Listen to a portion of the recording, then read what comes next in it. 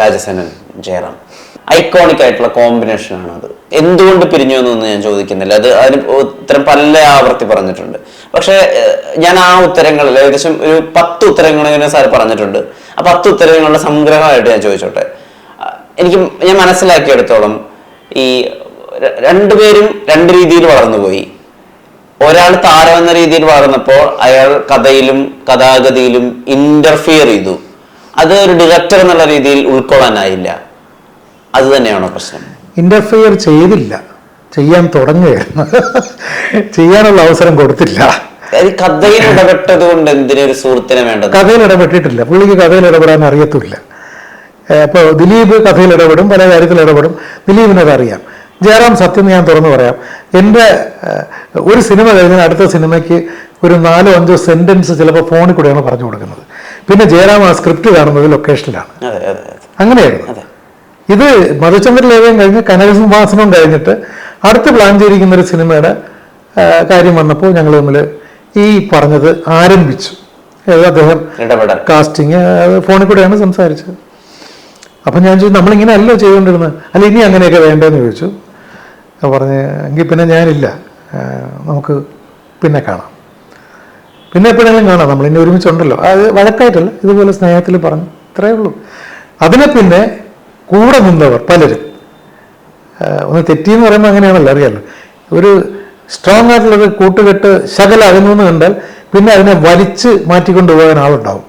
അങ്ങനെ കുറച്ച് പേര് വലിച്ച് മാറ്റിക്കൊണ്ട് പോയിട്ടുണ്ട്. അത് പുള്ളി അറിഞ്ഞില്ല, ഞാൻ അറിഞ്ഞു, ഇത്രയേ ഉള്ളൂ. പക്ഷെ അത് ഒരു മിസ്സിങ്ങോ തീർച്ചയായിട്ടും സങ്കടോ ഒന്നുമില്ല എന്ന് പറയുന്നത് എനിക്ക് ഉൾക്കൊള്ളാൻ. ഇപ്പൊ ഉദാഹരണത്തിന് ഇപ്പൊ നോക്കൂ, ജയന്റെ മക്കളുടെ കല്യാണം വരുമ്പോൾ അപ്പൊ അവിടെ പ്രധാനമന്ത്രി വരുന്നുണ്ട്, വലിയ താരങ്ങൾ വരുന്നുണ്ട്. പക്ഷെ അറിയാതെ പ്രതീക്ഷിക്കുന്നുണ്ട് അവിടെ രാജസ്ഥാനിൽ ഉണ്ടായിരുന്നെങ്കിൽ. വിളിച്ചാലേ പോകാൻ പറ്റും. എൻ്റെ മകളുടെ കല്യാണത്തിന് വരാത്ത ആളിനെ ഞാൻ പിന്നെ വിളിക്കുമോ? ഒരുപാട് കാര്യങ്ങളുണ്ട്, നമുക്ക് അതിലേക്ക് കിടക്കണ്ട. സോഷ്യൽ മീഡിയയിൽ ഒരുപാട് ചോദ്യം എന്നോട് ചോദിച്ചായിരുന്നു ഇങ്ങനെ. അപ്പോൾ അവരോടൊക്കെ ഞാൻ പറഞ്ഞത് ഇതാണ്, ഈ 2 സെൻറ്റൻസേ പറഞ്ഞോളൂ. എൻ്റെ മകളുടെ കല്യാണമാണ് ആദ്യം നടന്നത്, അതിന് വന്നില്ല. അതുകൊണ്ട് അദ്ദേഹം ബുദ്ധിപൂർവ്വം ചെയ്ത ആളാണ്, സാമാന്യ ബുദ്ധിയുള്ള ആളാണ്. അദ്ദേഹം വിളിച്ചില്ല, കാരണം വിളിച്ചാലും ചെല്ലത്തില്ല എന്ന് വിചാരിച്ചിട്ടാവാം വിളിച്ചില്ല. രണ്ടിനും വിളിച്ചിട്ടില്ല. ഇനി അദ്ദേഹത്തിന്റെ സൈഡിൽ നിന്നൊരു ഇനീഷ്യേറ്റീവ് എടുത്താൽ, അല്ലെങ്കിൽ രാജസ്ഥാനിന്റെ സൈഡിൽ നിന്നൊരു ഇനീഷ്യേറ്റീവ്, ഒരു ഗ്രൂപ്പ് ഓഫ് ഫ്രണ്ട്സ് വിട്ടാണല്ലോ ഈ കമ്പനി എടുത്താൽ, ആ സുവർണ കൂട്ടുകെട്ട് ഒരുമിക്കുക അതിനുള്ള സാധ്യത എനിക്കറിയില്ല. എൻ്റെ ഭാഗത്തുനിന്നും ഉണ്ടാവില്ല. എൻ്റെ ഭാഗത്ത് ഒരു സൗഹൃദത്തിലേക്കൊക്കെ പോകാൻ ആഗ്രഹിച്ചിട്ടുണ്ട്. സൗഹൃദം അതുപോലും കിട്ടാറില്ല. പല വേദിയിൽ ഒരുമിച്ചൊക്കെ ഈ അടുത്ത കാലത്തൊക്കെ ഉണ്ടായിരുന്നു, അതില്ല. അപ്പം ഞാൻ ഇനിഷ്യേറ്റീവായിട്ടൊരു സിനിമ ചെയ്യാൻ വേണ്ടി ഇറങ്ങത്തില്ല. അദ്ദേഹം തന്നെയാണ് പല സിനിമയും നേരത്തെ ഇനിഷ്യേറ്റീവായിട്ട് ഇറങ്ങിയിട്ടുള്ളത്. ഞങ്ങൾ 16 സിനിമ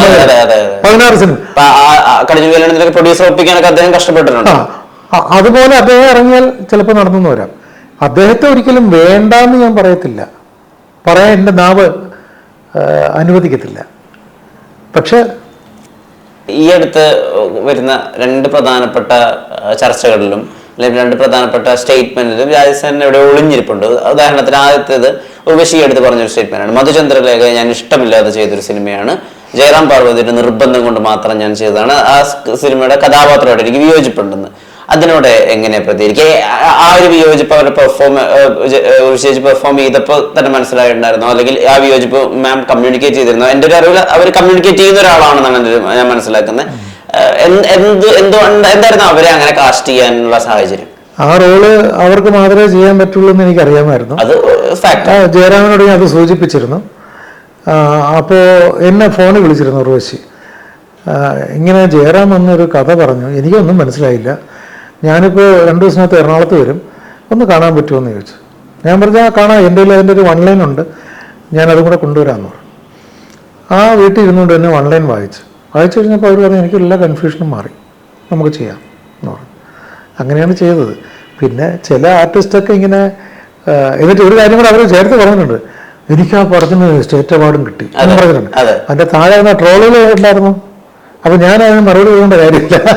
ഇങ്ങനെയൊക്കെ ചിലർ പറയുന്നുണ്ട്, അത് നമ്മൾ അധികം ശ്രദ്ധിക്കാറുണ്ട്. ഈ മധുചന്ദ്രലേഖ ഒരു ഡിഫറെൻ്റ് ആയിട്ടുള്ളൊരു മൂവിയാണെന്നും അത് നന്നായിട്ട് കളിച്ച പടമാണെന്നും അതിന് സ്റ്റേറ്റ് അവാർഡ് നായികയ്ക്ക് കിട്ടിയെന്നും ഒക്കെ എനിക്ക് ബോധമുള്ള ആളല്ലേ. അതുകൊണ്ട് എനിക്ക് ആ സിനിമയോടൊന്നും സ്നേഹമാണ്. മാത്രമല്ല ഒരാളും അങ്ങനൊരു കഥ പറഞ്ഞിട്ടില്ല, അങ്ങനൊരു കഥ പറയാൻ ധൈര്യം കാണിച്ചിട്ടില്ല ആരും. അതിപ്പോൾ അറിയാതെ മേലെപ്പറമ്പിൽ അങ്ങോട്ടും പലരും ഡയറക്റ്റ് ചെയ്യുന്നതാണ്. അവസാനമുള്ള കഥ എൻ്റെ അടുത്തേക്ക് വരുന്നത്. കടിഞ്ഞൂൽ കല്യാണം 4 കഥ രഘുനാഥ് പലേരി എൻ്റെ അടുത്ത് പറഞ്ഞു. 4 ഞാൻ ഇത് സെലക്ട് ചെയ്തു. അപ്പോൾ രഘു ചോദിച്ചു അതെന്താ നിങ്ങൾ ഇത് സെലക്ട് ചെയ്ത്, പലർക്കും പേടിച്ചിട്ട് വേണ്ടെന്ന് പറഞ്ഞ കഥയാണല്ലോ. ഞാൻ പറഞ്ഞു എനിക്ക് അതിനകത്ത് ഏറ്റവും ഇഷ്ടപ്പെട്ടത് നിങ്ങൾ കഥ പറഞ്ഞപ്പോൾ വാടക കൊലയാളിയോട് അവൻ പറയുകയാണ്, ഭർത്താവ് പറയുകയാണ്, പെണ്ണിൻ്റെ ഭർത്താവ് പറയുകയാണ് അവളെ ഒന്ന് കൊന്നു വരണം, പക്ഷെ കൊല്ലുമ്പോൾ ഒരു കാര്യമുണ്ട്, അവളെ വേദനിപ്പിക്കാതെ കൊല്ലണം, അത്ര ഇഷ്ടമാണെന്ന്. ഞാൻ പറഞ്ഞു അതിനേക്കാൾ വലിയൊരു ഹ്യൂമർ ഞാൻ കേട്ടിട്ടില്ല. എനിക്ക് ആ ഒറ്റ സാധനം മതി ആ സിനിമയിൽ, അത് വെച്ച് ഞാൻ ഡെവലപ്പ് ചെയ്യും. അപ്പം ഇങ്ങനെയാണ് കഥകൾ ഉണ്ടായിട്ടുള്ളതും സ്ക്രിപ്റ്റ് ഉണ്ടായിട്ടുള്ളത്. ഇപ്പൊ ഒരുപാട് സിനിമകൾക്ക് നല്ല റീമേക്കിനുള്ള സാധ്യതകൾ കൂടി ഉണ്ടല്ലോ. പക്ഷെ ഇപ്പൊ മേലപ്പറമ്പിലാണ്ടിയുടെ അതിലൊരു വികലമായ ഒരു റീമേക്ക് വന്നിട്ടുണ്ട് ധനുഷ് അഭിനയിച്ചിട്ട് നെയ്യാണ്ടി എന്നുള്ള പേരിൽ. അത് വലിയ പരാജയമായിരുന്നു ആ സിനിമ. അല്ലെങ്കിൽ ഡാർലിങ്ങിനൊക്കെ നല്ല റീമേക്കിനുള്ള സാധ്യത ഉണ്ടല്ലോ. അല്ലെങ്കിൽ ഇപ്പൊ സ്വപ്നലാത്ത ബാലഭാസ്കരൻ ഒക്കെ ആ സമയത്ത് അവിടെ പ്രൈമായി നിന്ന ആളുകളുണ്ടല്ലോ. ഇപ്പൊ കാർത്തിക് അല്ലെങ്കിൽ സത്യരാജ്, അവർക്ക് പ്രഭുവിനൊക്കെ വെച്ച് അവിടെയും ചെയ്യാവുന്ന സാധ്യത ഉണ്ടല്ലോ. എന്തുകൊണ്ട് അങ്ങനെ ഒരു കരിയർ ഒരിക്കലും അങ്ങനെ ആഗ്രഹിക്കുകയോ ചെയ്യുകയോ ചെയ്യാഞ്ഞത്? ഡാർലിങ്ങിനെ അന്ന് കാലത്തെ സൂര്യൻ വിജയനൊക്കെ വെച്ച് ചെയ്തിരുന്നെങ്കിൽ വലിയ വിജയമാക്കാൻ പറ്റും. എന്തുകൊണ്ട് അതൊന്നും ട്രൈ ഔട്ട് ചെയ്തില്ല? എല്ലാ ഈ പറഞ്ഞ പടങ്ങളെല്ലാം കഥാനായകനടക്കം റൈറ്റ്സ് വിറ്റിട്ടുണ്ട്. എൻ്റെ സിനിമ ചെന്നൈയിൽ ഡബ്ബിങ് നടക്കുമ്പോൾ തെലുങ്ക്, തമിഴ് അങ്ങനെയുള്ള ലാംഗ്വേജിൻ്റെ റൈറ്റ്സ് ഡബ്ബിങ് കഴിയുമ്പോഴേക്കും സെയിലാണ്. ഈ ഡാർലിംഗ് പ്രിവ്യൂ കണ്ടുകൊണ്ടിരിക്കുമ്പോൾ മോഹൻ വന്നെൻ്റെ അടുത്ത് പറഞ്ഞ് 9 ലക്ഷമായിട്ടൊരു പാർട്ടി സിനിമ കാണാൻ ഇരിപ്പുണ്ട്, നമ്മുടെ സിനിമ നല്ലതാണോ ചീത്തയാണോ എന്ന് ഇത് കഴിയുമ്പോൾ അവർ പറയുമെന്ന് പറഞ്ഞു. നമ്മുടെ നല്ല സിനിമ ഉദയൻ സിനിമയുണ്ട്, നല്ല സിനിമയാണെന്നുള്ളത് ഞങ്ങൾക്കറിയാം, അയാൾ പറയണ്ട, അയാൾക്ക് വേണമെങ്കിൽ വേറെ ആളുകൾ നമുക്ക് കൊടുക്കും. പക്ഷേ പടം കഴിഞ്ഞ് മോഹനെ വിളിച്ചുകൊണ്ട് അവിടെ ചെന്നിരുന്ന് എഗ്രിമെൻ്റ് പോലും എഴുതിയില്ല, ഒരു പേപ്പറിൽ ഒപ്പിട്ട് വാങ്ങിയിട്ട് 9 ലക്ഷം രൂപ കാശ് കൊടുത്തു. ഇതുപോലെ എല്ലാ സിനിമയും. എനിക്ക് ആ ഒരു ബിസിനസ് എനിക്ക് സത്യത്തിൽ അറിയില്ലായിരുന്നു. അതൊരു വലിയ ബിസിനസ്സായിരുന്നു. കാരണം ഒരു സിനിമയ്ക്ക് വേണ്ടി ഒരിക്കൽ ചിന്തിച്ചാൽ ഒരു 3 സിനിമ 4 സിനിമ മിനിമം ചെയ്യാവുന്ന ഒരു ബിസിനസ് അതിനകത്ത് ഉണ്ടെന്നുള്ളത് എനിക്കറിയില്ലായിരുന്നു. എല്ലാവരും ചെയ്യുന്നുണ്ട്, പലരും ചെയ്യുന്നുണ്ട്. അത് എനിക്ക് തോന്നുന്നു ഈ ജയറാം കണ്ടിന്യൂസ് ആയിട്ട് ഡേറ്റ് തന്നുകൊണ്ടിരുന്നതുകൊണ്ട് ഒരു പ്രോജക്റ്റ് കഴിയുമ്പോഴേക്കും അടുത്ത പ്രോജക്റ്റിന് റെക്കോർഡിംഗ് ഇല്ലേ, അങ്ങനെയല്ലേ പോകുന്നത്. ഇടം വലം തിരിയാനുള്ള സമയമില്ലായിരുന്നല്ലോ, അതാണ്. എപ്പോഴെങ്കിലും ഏതെങ്കിലും തമിഴ് പ്രൊഡക്ഷൻ ഹൗസോ അല്ലെങ്കിൽ അവരെ സമീപിച്ചിരുന്നോ? സമീപിച്ചാലും അത് അല്ലെങ്കിൽ റൈറ്റ്സ് വരെ പോയി കഴിഞ്ഞാലേ അവർക്ക് ഇഷ്ടമുള്ള ആളെ കൊണ്ട് അവരങ്ങ് ചെയ്യും. എത്ര പടം പോയിട്ടുണ്ട് പറയും, എനിക്കറിയെല്ലാം പോയിട്ടുണ്ട്. അത് ഈ റൈറ്റ്സ് കൂടുതൽ വാങ്ങിയിട്ടുള്ള ഒരാള് എഡിറ്റർ മോഹൻ എന്ന് പറയും, ജയൻ രവിയുടെ, അയാളുടെ കയ്യിലാണ് എൻ്റെ മിക്ക സിനിമയുടെയും റൈറ്റ്സ് കിടക്കുന്നത്.